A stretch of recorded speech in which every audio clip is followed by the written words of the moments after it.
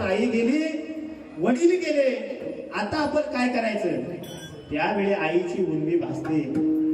जोपर्यंत आई वडील आहेत तोपर्यंत किंमत कळत नाही. माय बाप गेले गोरे,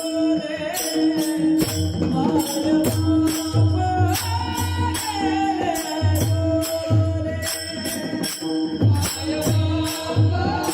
गेले गोरे,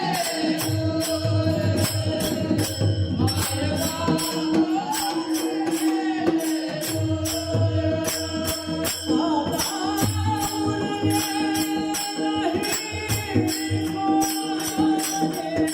गोरे,